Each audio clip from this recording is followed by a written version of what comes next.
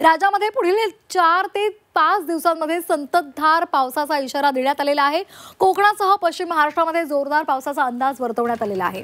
अरबी समुद्रामध्ये कमी दाबाचं क्षेत्र तयार झाल्यामुळे पावसाचा अंदाज सध्या वर्तवला जातोय। मुंबईसह ठाण्यामध्ये आज वादळी वाऱ्यासह पावसाचा अंदाज आहे। अरबी समुद्रामध्ये कोकण किनारपट्टीजवळ ठळक कमी दाब क्षेत्राची निर्मिती झाली आहे। सोबतची वाऱ्याची चक्राकार स्थिती सुद्धा आहे आणि याचाच परिणाम म्हणून कोकणासह दक्षिण त्याचबरोबर पश्चिम आणि मध्य महाराष्ट्रामध्ये पुढील 4 ते 5 दिवस संततधार पावसाचा अंदाज हवामान विभागाने वर्तवलाय। राज्यामध्ये सध्या पावसाला पोषक वातावरण आहे। गेल्या 2 ते 3 दिवसांपासून अनेक भागांमध्ये पावसाने जोरदार हजेरी लावली आहे। कोकणातील काही ठिकाणी शुक्रवारी सुद्धा मुसळधार पाऊस कोसळत होता। अरबी समुद्रामध्ये कोकण किनारपट्टीवर कमी दाबाचं क्षेत्र निर्माण झाल्यामुळे मुंबई, ठाणे, पालघर आणि कोकणामध्ये इतर ठिकाणी वादळी वाऱ्यासह पावसाची शक्यता आता वर्तवण्यात आली आहे।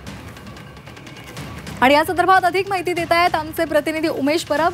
उमेश, आपण पाहतोय पोषक असं वातावरण निर्माण झालेलं आहे आणि त्यामुळे आता पावसाचा इशारा देण्यात आलेला आहे का? अधिकचे अपडेट्स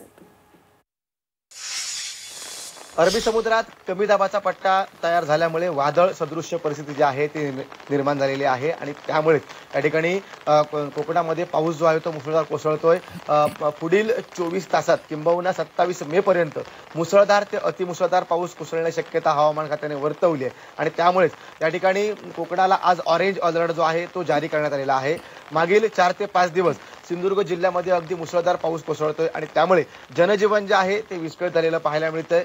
अगदी बळीराजा जो आहे ती शेतीपूर्व कामं करण्याच्या तयारीमध्ये होता, शेतीची मशागत जी आहे ती करण्याच्या तयारीमध्ये होता। मात्र या अवकाळी पावसामुळे त्या ठिकाणी जी शेतीची कामं आहे, शेतीपूर्व जी कामं आहेत ती या ठिकाणी खोळंबलेली पाहायला मिळतात। अरबी समुद्रामध्ये कमी दाबाचा पट्टा निर्माण झाल्यामुळे समुद्र खवळलेला पाहायला मिळतोय आणि त्यामुळेच मच्छीमारांनी मच्छीमारी करण्याकरता खोल समुद्रात जाऊ नये असे देखील आदेश काढण्यात आलेले आहेत आणि त्यामुळेच ऐन मोसमामध्ये मच्छीमारी बंद झाल्यामुळे मच्छीमार देखील चिंतित झालेले पाहायला मिळत आहेत। एकूणच संततधार कोसळणाऱ्या पावसामुळे अगदी जे 2 मुख्य घाट आहेत, एक आंबोली घाट असेल किंबहुना जो करोळ घाट आहे, त्या दोन्ही घाटांमध्ये दरडी कोसळण्याचं सत्र जे आहे ते सुरू झालेलं आहे आणि एकूणच पुढील 24 तासामध्ये अगदी 27 मे पर्यंत हा मुसळधार ते अतिमुसळधार पाऊस कोसळण्याची शक्यता हवामान खात्याने वर्तवली आहे आणि त्यामुळेच नागरिकांनी या ऑरेंज अलर्टच्या पार्श्वभूमीवर सतर्क राहावं असं आवाहन जे आहे ते जिल्हा प्रशासनाच्या वतीने करण्यात आलंय। धन्यवाद उमेश, आपण दिलेल्या सविस्तर माहितीसाठी।